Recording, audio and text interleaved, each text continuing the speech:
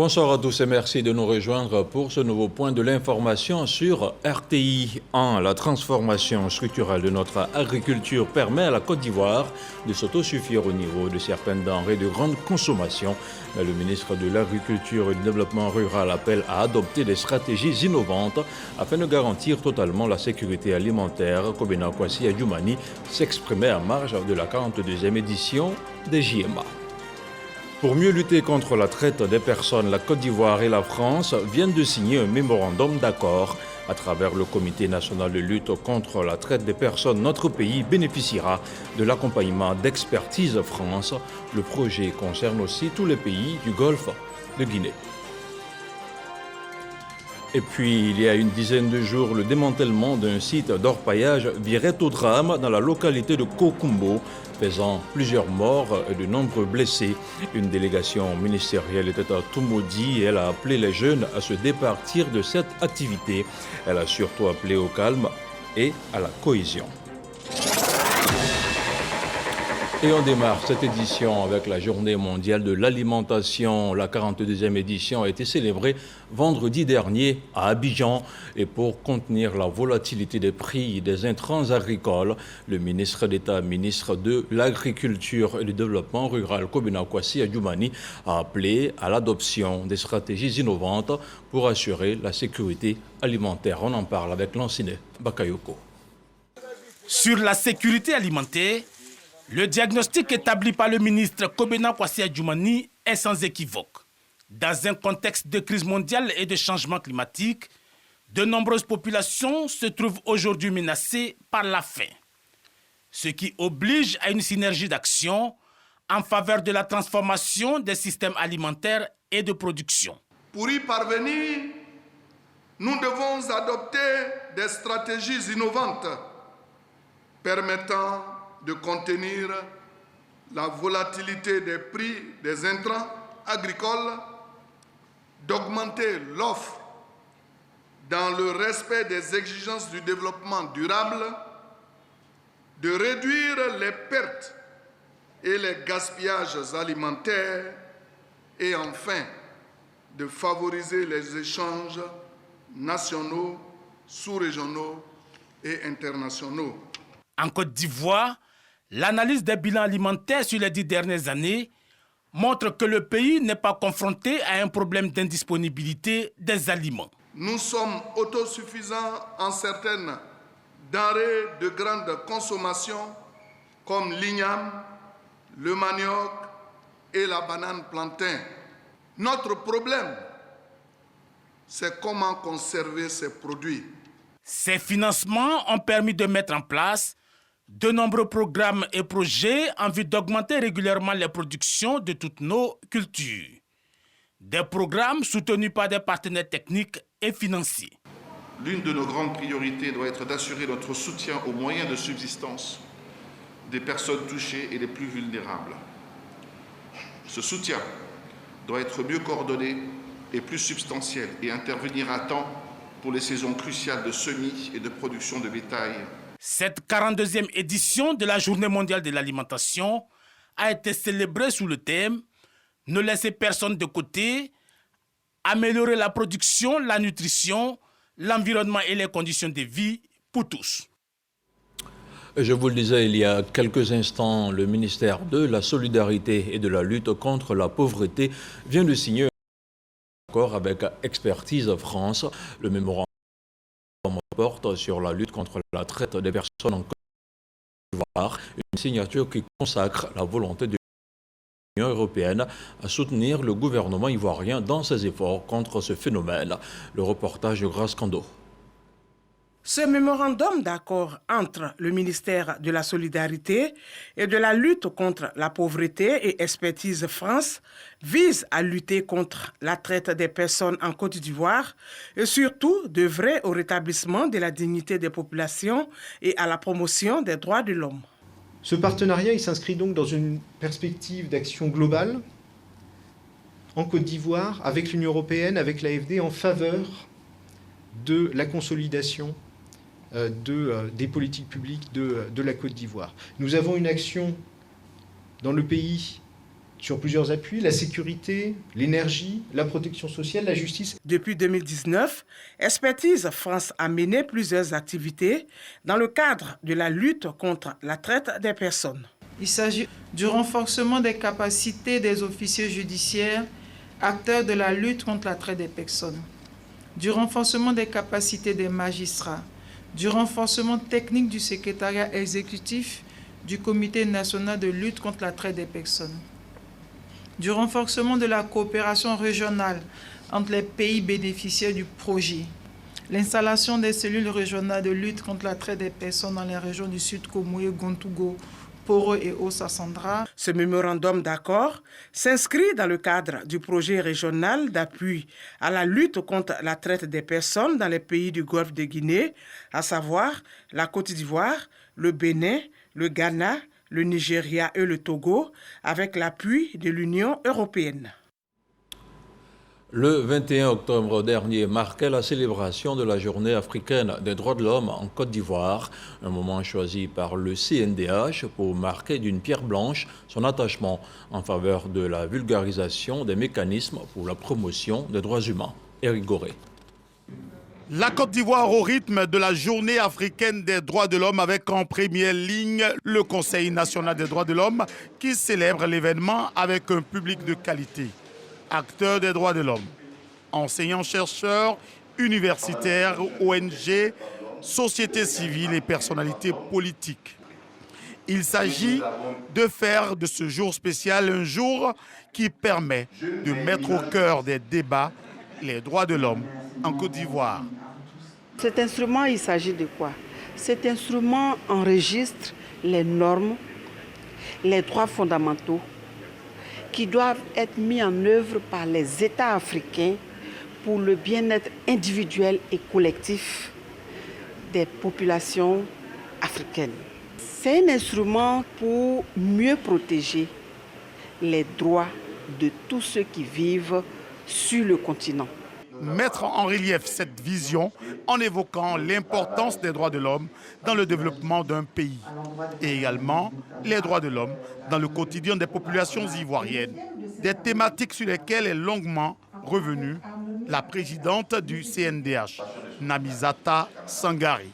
Nous continuons le plaidoyer pour que certains instruments, par exemple la Cour unique de justice, le protocole de Malabo, soient ratifiés par nos États, à l'effet d'avoir une Cour de justice unique sur notre continent. Cet événement a eu le soutien du ministère d'État, ministère des Affaires étrangères et de l'intégration africaine. Empêché, Kandia Camara s'est fait représenter par plusieurs membres de son cabinet, aguerris en la matière. Avec eux, des membres du cabinet du ministère de la Justice et des Droits de l'Homme ont aussi représenté le ministre Sansan Kambili à cette cérémonie.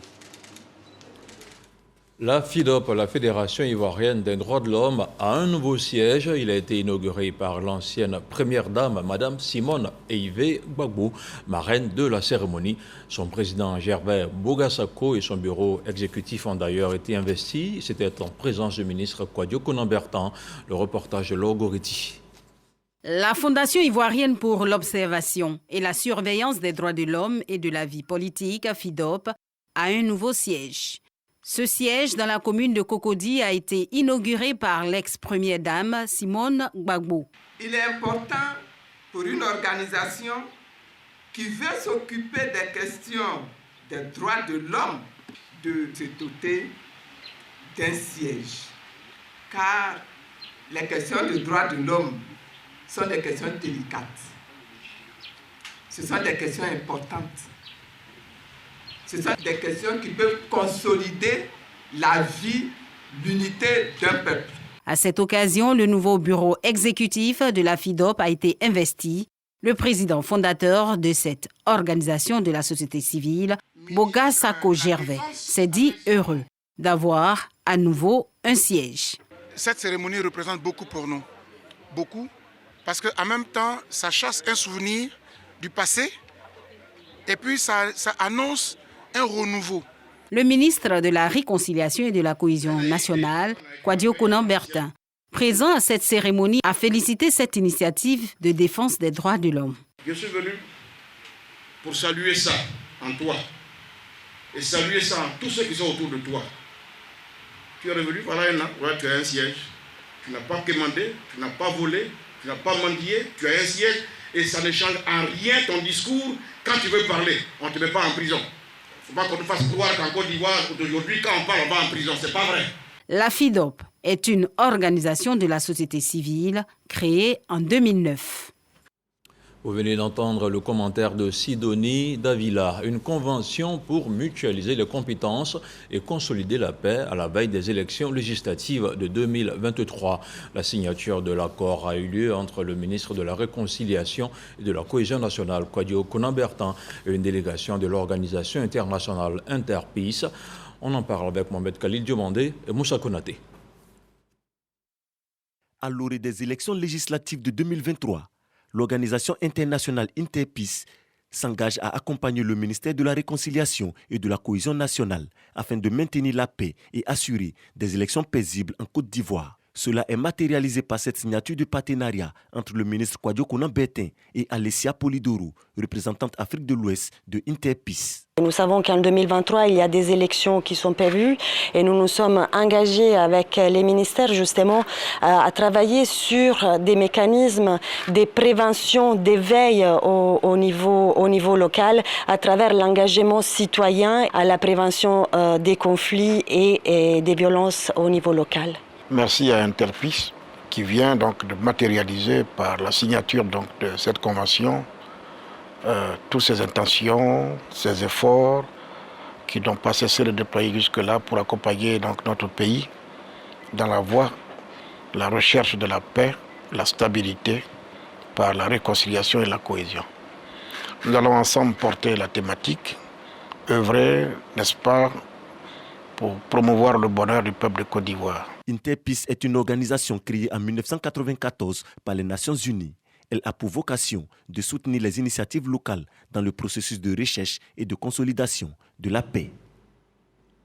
Je vous le disais en ouverture de cette édition, les ministres Amédée Kouakou et Raymond Goudou-Kofi étaient à Kokumbo, dans le département de Toumoudi. Ils sont allés traduire la compassion du gouvernement aux familles des victimes et des blessés.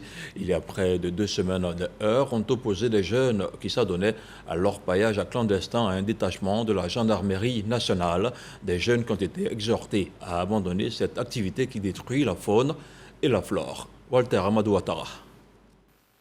Relativement au récent affrontement à Kokumbo, dans le département de Toumoudi, les autorités multiplient les rencontres pour la consolidation de la quiétude retrouvée. Des leaders de jeunesse reconnaissent leur part de responsabilité dans cette dernière crise. Des morts dans cette situation, c'est regrettable. On est encore peiné. La seule chose qu'on peut dire à l'État de Côte d'Ivoire, à tous nos parents, c'est toutes nos excuses. On n'a pas à faire un bras de fer avec l'État. Au contraire, on doit plier l'échine devant l'État et tendre la main à l'État et demander à l'État de nous aider à pouvoir nous sortir du manque d'activité. À la résidence de la reine de la localité, comme à la sous-préfecture, la sensibilisation est au rendez-vous. Raymond Goudou-Kofi, ministre-gouverneur, reste ferme quant au respect de l'autorité de l'État. D'abord, nous sommes venus pour sensibiliser et puis présenter donc nos condoléances, bien entendu apporter assistance aux blessés. Mais je voudrais que dans tout ce que nous avons dit, une chose soit bien claire. Quelles que soient les raisons, il est inadmissible que des jeunes s'en prennent aux forces de l'ordre. Amédée Kouakou, en tant que fils du Grand Centre, exhorte les jeunes à se départir de l'orpaillage clandestin et à se tourner vers des activités légales. Et dans un état de droit, on respecte les lois. L'orpaillage clandestin est interdit dans notre pays. Parce qu'une fois qu'ils pratiquent l'orpaillage, ils détruisent les sols, on ne peut plus faire de culture. Alors qu'ils peuvent nous aider, ils peuvent demander au gouvernement. Le président Alassane Ouattara est ouvert. Aujourd'hui, on a un ministre d'État, ministre de l'Agriculture. On peut produire des tomates, des aubergines. Si aujourd'hui, avant, ils produisaient le cacao et que le cacao ne donne plus, mais on peut faire d'autres cultures sur ces sols-là. Les familles des personnes décédées ont été visitées. Elles ont reçu une assistance financière et des mots de compassion, symbole de solidarité de la part du gouvernement. Pour rappel, un affrontement entre les jeunes et gendarmes en charge de la lutte contre l'orpaillage clandestin a engendré récemment 5 morts et 13 blessés du côté des civils à Kokumbo. À plus de 6000 km de chez nous, Londres abrite le premier forum sur le commerce et l'investissement entre le Royaume-Uni et les pays de l'Afrique centrale et de l'Ouest. Présent dans la capitale britannique, le ministre du Commerce, de l'Industrie et de la Promotion des PME participe à cet important sommet intergouvernemental et du secteur privé. Souleymane Diarra va prendre part à des tables rondes, mais également à des réunions bilatérales avec des investisseurs privés. Il a exposé le PND 2021-2025, les opportunités, les potentialités économiques et vanter le climat des affaires propice en Côte d'Ivoire. Souleymane Diarra annonce qu'il a obtenu des promesses d'investissement qui avoisinent les 2500 milliards de francs CFA. En visite de travail en Côte d'Ivoire, le directeur de l'Agence française de développement s'est rendu à la fondation Donwayi. Rémi Rioux était accompagné de Françoise Remarque. Avec la ministre de la Culture et de la Francophonie, ils ont rencontré des créateurs bénéficiaires d'aide de création de la structure française de développement. Un compte-rendu d'Issa Chonayeo. Depuis 1941, l'Agence française de développement, AFD, accompagne l'émergence de la Côte d'Ivoire dans plusieurs domaines. Au nombre de ces activités figure en bonne place la culture. Il faut des solutions financières. Et donc il faut créer des outils avec les banques privées, si possible, les banques commerciales, pour que les créateurs et leurs entreprises puissent avoir accès au crédit, à l'investissement. Mais il faut des mécanismes encore plus dynamiques, de telle sorte qu'on crée beaucoup plus d'emplois ici en Côte d'Ivoire dans le domaine de la culture. Justement, dans la matérialisation de son accompagnement des industries culturelles créatives en Côte d'Ivoire, ICC, l'AFD vient de financer des projets de structures ivoiriennes. Si on veut développer, il faut des consommateurs, il faut des gens qui aient envie. Si on ne forme pas ces jeunes-là à être demain, le public de demain, on perd quelque chose au niveau des ICC. Ça, c'est une chose. De donner une formation supplémentaire aux artistes, cette formation de pouvoir transmettre dans les écoles, c'est aussi une source de revenus supplémentaires pour eux. On a pour habitude de dire que tout ce qui est culturel, ça n'a pas de valeur, ça n'apporte rien. Alors que la culture, c'est quelque chose qui fait la force d'un pays. C'est très important que les ICC soient vraiment développés au sein de la Côte d'Ivoire. Nommé pour industrialiser le secteur culturel en Côte d'Ivoire, conformément aux vœux du président de la République Alassane Ouattara, à travers le plan national de développement PND 2021-2025, la ministre Françoise Remarque se réjouit du partenariat du pays avec l'AFD. La culture ivoirienne est exportable, elle est déjà exportée à travers l'humour. Bien sûr qu'il faut des mécanismes, le financement en est un, mais avec l'AFD, nous allons travailler ensemble pour une structuration durable de ce secteur afin effectivement que ce secteur contribue de manière significative et durable à l'économie de notre pays. Françoise Remarque et les responsables de l'AFD ont convenu d'accentuer le partenariat afin de faire des industries culturelles créatives une réalité en Côte d'Ivoire. Et on se penche maintenant sur le point de la situation de la Covid-19.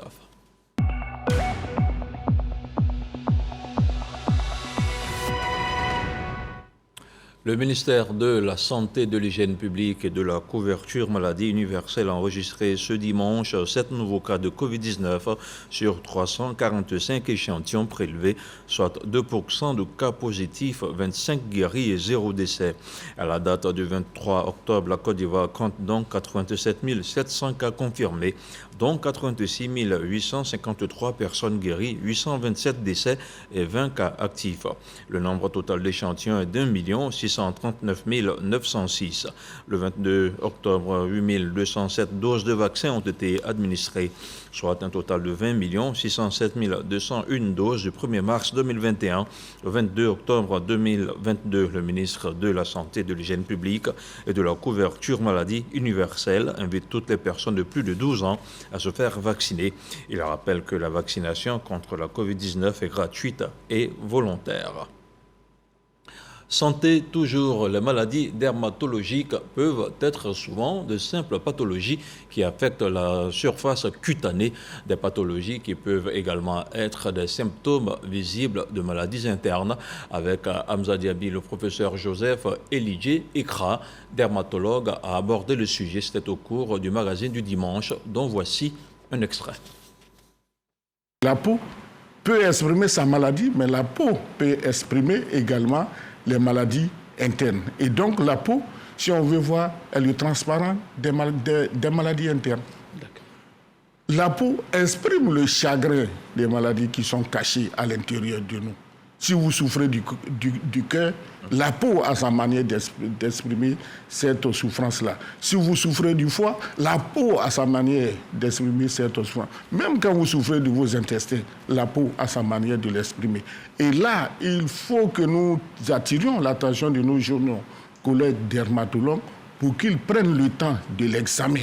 C'est ça qui est important, le temps de l'examen, le temps de créer la complicité entre le client et lui, pour que, enfin, nous puissions aboutir aux vrais résultats. Sinon, les premiers signes que vous voyez, ça peut être parfois un leurre. Les germes qui sont dans l'environnement, les germes, si vous n'avez une mauvaise hygiène, parce que quand vous prenez la peau qui est là, il y a des milliards et des milliards de microbes là-dessus qui vous protègent contre les germes de l'environnement qui sont plus agressifs. Et donc, si vous avez une mauvaise hygiène, eh bien, vous allez ensemencer ces germes-là, permettre à ces germes-là de se greffer sur votre peau et donc pulluler sur la peau et vous donner des maladies. C'est pour ça qu'il faut se laver 2 fois par jour pour essayer de les éliminer.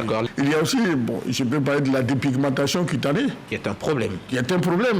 C'est un problème grave. Les études montrent qu'environ, si mes souvenirs sont 30% des femmes se dépigmentent. On parle maintenant d'éducation. 6000 kits scolaires et 1000 tables-bancs pour les écoliers de Korogo, un don du député Lassina Ouattara, un geste que le donateur justifie par sa volonté d'aider les parents à assurer la scolarité de leurs enfants. Une correspondance d'Ami Sissoko.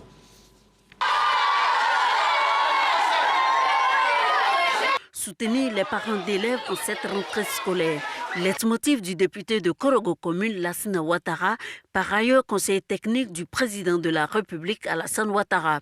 Cette année encore, ce sont au total 6000 kits scolaires composés entre autres de sacs, cahiers et stylos qu'il a offert aux élèves des lycées Houphouët-Boigny, Dominique Ouattara, en passant par le collège moderne et plusieurs autres établissements secondaires et primaires de la capitale du Poro. Je tiens à dire infiniment merci à Papa Laspé pour le geste qu'il vient de faire à notre égard. Également pour la moto qu'il m'a offerte pendant les vacances. Et je voudrais vraiment lui dire merci, que le Tout-Puissant le bénisse abondamment. Merci pour cet acte-là qui nous encourage à dire aux élèves de travailler. Il a incité les élèves à travailler et qui devient le parrain des élèves de la première C jusqu'en terminale C, avec possibilité d'octroi des bourses à ces enfants-là. C'est un don qui va soulager énormément les enfants qui n'ont pas les moyens. Parce qu'il y en a, Dieu seul sait, n'ont pas encore pu acheter tous les cahiers.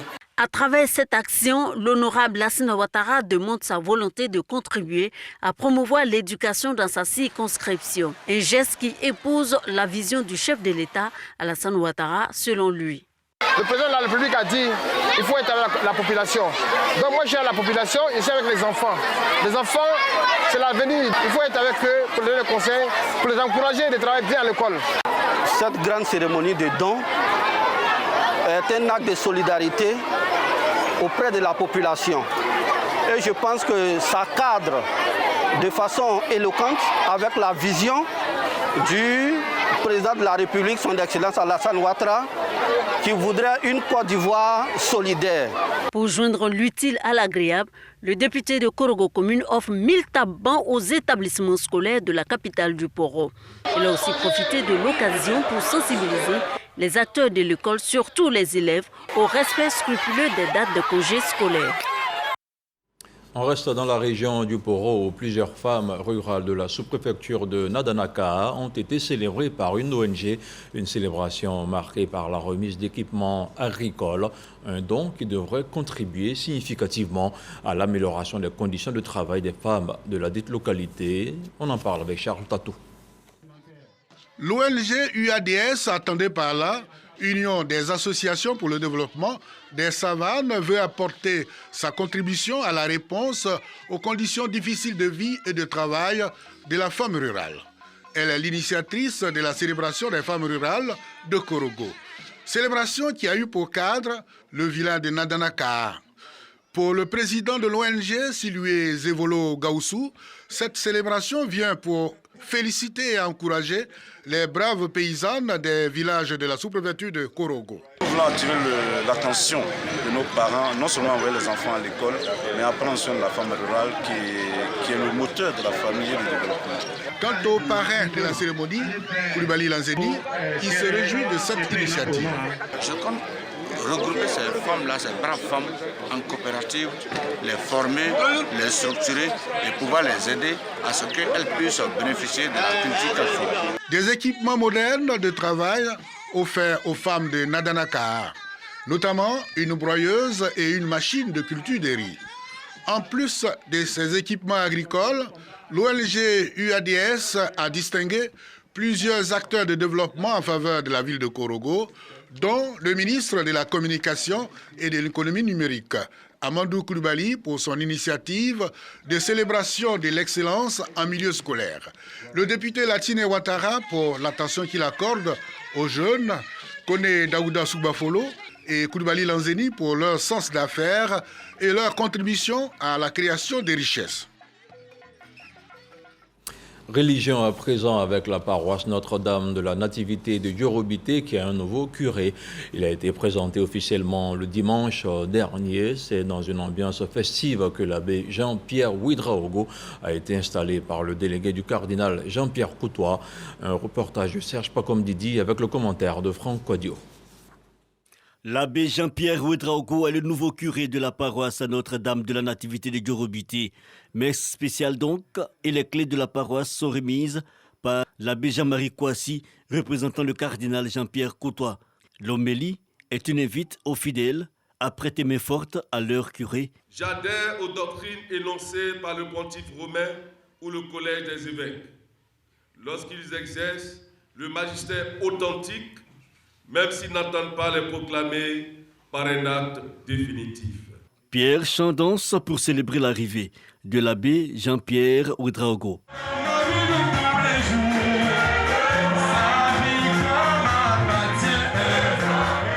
Installé dans ses nouveaux attributs pour guider les fidèles de la paroisse à Notre-Dame de la Nativité de Djorobité, l'abbé mesure la solennité de la mission. Comme c'est un nouveau quartier, un quartier qui commence à grandir, mais aider les chrétiens à pouvoir vivre leur foi, à les aider à marcher à la suite de Jésus-Christ.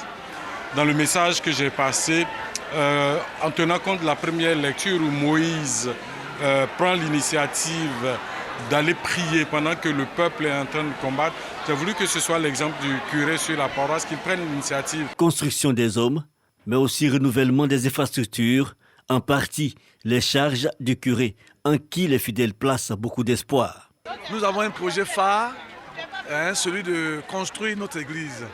Donc nous attendons que vraiment ensemble avec lui, nous puissions atteindre cet objectif-là. Nous attendons de son savoir-faire et avec lui nous ferons des œuvres. C'est en 2014 que la paroisse a ouvert ses portes avec l'abbé Simon-Pierre Caux.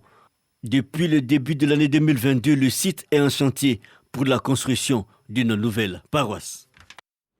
Place à présent au 7 sur 7, le tour de l'actualité dans le monde en 7 jours, une sélection de Souleymane Demsongou, commentée par Abou Sanogo.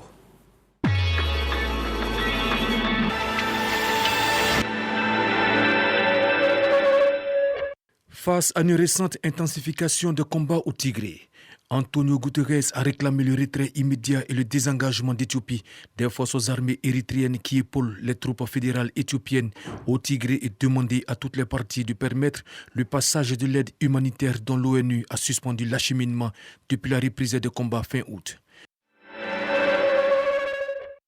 Un quatrième casque bleu tchadien est décédé ce mardi après l'explosion d'une mine artisanale dans le nord du Mali. Les engins explosifs improvisés, armes de prédilection des djihadistes, ont causé la mort de 76 casques bleus depuis le début de la mission en 2013. Lors d'une réunion au Conseil de sécurité de l'ONU, le chef de la MINUSMA a réclamé davantage de moyens pour intervenir dans un environnement opérationnel difficile.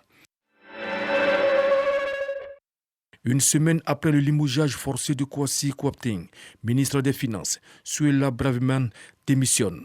Dans sa lettre de démission publiée sur Twitter, la ministre de l'Intérieur reconnaît l'erreur d'avoir envoyé un document officiel à un collègue parlementaire de confiance depuis une adresse personnelle enfreignant le code ministériel. Au Tchad, une cinquantaine de personnes, dont une dizaine de membres des forces de sécurité, ont été tués jeudi lors d'affrontements opposant police et manifestants, selon le bilan établi par les autorités. Des centaines de personnes s'étaient réunies à l'appel de l'opposition contre la prolongation de 2 ans de la transition par le pouvoir du président Mahamad Idriss Déby. Giorgia Meloni, dirigeante du parti Fratelli d'Italia, vainqueur des législatives, a été chargée de former un gouvernement par le président Sergio Mattarella. À 45 ans, elle a accepté cette responsabilité, devenant la première femme appelée à cette fonction dans l'histoire du pays. Elle présentera la composition de son gouvernement qui doit prêter serment samedi au palais du Quirinal. Le capitaine Ibrahim Traoré nomme maître Apollinaire Joachim Kilem de Tambila, Premier ministre. Il est avocat de profession et à la tête du Centre de recherche internationale et stratégique, un groupe de réflexion. Il est né à Kupela, à l'est de Ouagadougou. Figure médiatique, l'homme n'est pas à la tête d'un parti politique ou affilié à un mouvement politique. Xi Jinping est désormais le dirigeant chinois le plus puissant depuis Mao Tse-tung. Le président a été reconduit ce dimanche à la tête du Parti communiste chinois, largement remanié pour un 3e mandat de 5 ans, désormais composé de proches alliés. L'homme fort de Pékin a promis de travailler dur dans l'accomplissement de ses tâches.